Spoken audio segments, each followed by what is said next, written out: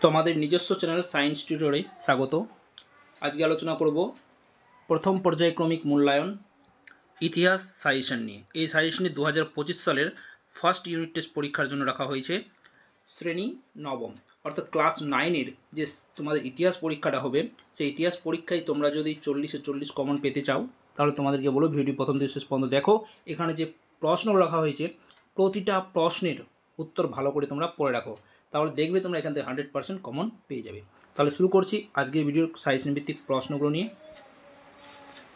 দেখো প্রতিটি প্রশ্নের মান 2। তো মান 2-এর জন্য যে প্রশ্নের উত্তরগুলো তোমাদেরকে পড়ে রাখতে হবে, দেখো পরপর আলোচনা করে দিচ্ছি। প্রথমে থাকবে টিকা লেখো। তো টিকা তোমাদেরকে যেগুলো পড়ে যেতে হবে: 1 নম্বর বাস্তিল দুর্গের পতন, 2 নম্বর টেনিস কোর্টের শপথ, 3 নম্বর ফরাসি বিপ্লব ও নারী, 4 নম্বর মানুষ ও নাগরিকের অধিকার ঘোষণা।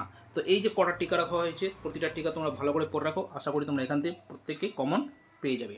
ওকে, নেক্সট দেখো এরপরে মান 2-এর যে প্রশ্নগুলো।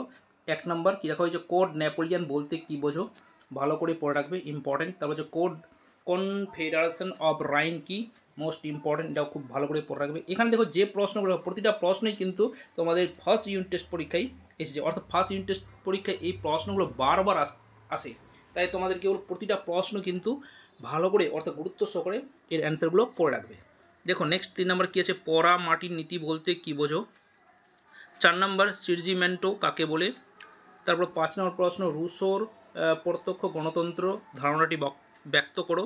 তারপর 6 নম্বর প্রশ্ন, পেট্রিশিয়ান ও প্লেবিয়ান কারা। 7 নম্বর, তৃতীয় সম্প্রদায় কারা। তারপর হচ্ছে গিয়ে 8 নম্বর, দেখো মহাদেশীয় অবরোধ বলতে কী বোঝো, মহাদেশীয় অবরোধ বলতে কী বোঝো। তারপর 9 নম্বর প্রশ্ন, প্লবিয়ার্সদের চুক্তি কবে কাদের মধ্যে হয়েছিল। তারপর 10 নম্বর, ম্যাটারনিককে উদ্দেশ্য কী ছিল। 11 নম্বর প্রশ্ন, অ্যাসাইনেট কি। 12 নম্বর প্রশ্ন, স্পেনীয় খত কি। 13 নম্বর, civil constitution of the clergy কি। 14 নম্বর, পেরি কমিউন বলতে কী বোঝো। 15 নম্বর, ফরাসি বিপ্লবের 3টি আদর্শ লেখো।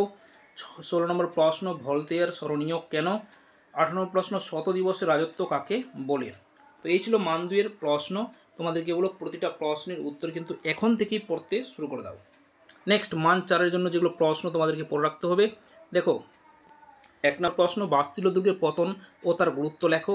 2 নম্বর, কোড নেপোলিয়ানের গুরুত্বগুলি ব্যাখ্যা করো।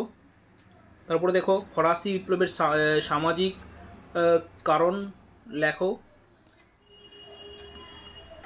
তারপর 4 নম্বর, ফরাসি বিপ্লবের নারীদের ভূমিকা কী ছিল। 5 নম্বর প্রশ্ন, নেপোলিয়ানকে বিপ্লবের সন্তান ও বিপ্লবের ধ্বংসকারী বলা হয় কেন। 6 নম্বর প্রশ্ন, ফরাসি বিপ্লবের পক্ষে জনমত গঠনে ফরাসি দার্শনিকদের ভূমিকা কীরূপ ছিল। 7 নম্বর, ফরাসি বিপ্লবের ইতিহাসে সংবিধান সভার গুরুত্ব আলোচনা করো। 8 নম্বর, ভিয়েনা সম্মেলনের উদ্দেশ্য ও নীতিগুলি আলোচনা করো। 9 নম্বর প্রশ্ন, ইয়ং ইতালি ঐক্য আন্দোলনকে কতটা প্রভাবিত করেছিল। এরপরে মান 8-এর যে প্রশ্নগুলো দেখো, মাত্র 5টা প্রশ্নের উত্তর করে রাখতে হবে। 1 নম্বর প্রশ্ন আছে কি, বিসমার্ক কীভাবে জার্মানিকে ঐক্যবদ্ধ করেছিলেন। 2 নম্বর, ফরাসি বিপ্লবে মন্তেস্কু, ভলতেয়ার ও রুশোর ভূমিকা লেখো। 3 নম্বর প্রশ্ন, মুদ্রণ যন্ত্রের আবিষ্কারের কাহিনী বর্ণনা দাও। গ্যালিলিও সম্পর্কে সংক্ষেপে লেখো। 4 নম্বর, ফ্রান্সের সমাজ ও অর্থনীতি ফরাসি বিপ্লবের জন্য ক্ষুদ্র কেন দায়ী এখানে হবে, তোমরা একটু ঠিক করে নিও প্রশ্নটা। তারপরে 5 নম্বর, মহাদেশীয় অবরোধ কি, নেপোলিয়ানের পতনের মহাদেশীয় অবরোধ প্রথা কতখানি দায়ী ছিল। তো এই ছিল মান 8-এর কিছু প্রশ্ন। তোমাদের কেবল প্রতিটা প্রশ্নের উত্তর এখন থেকেই ভালো করে পড়ে রাখো, আশা করি এখান থেকে পড়ে রাখলে প্রচুর প্রশ্ন কমন পেয়ে যাবে। পাশাপাশি তোমাদেরকে বলো অবজেক্টিভ প্রশ্ন নিয়ে পরে একটি ভিডিও তৈরি করে দেবো। আপাতত এই প্রশ্নের উত্তরগুলো পড়ে রাখো,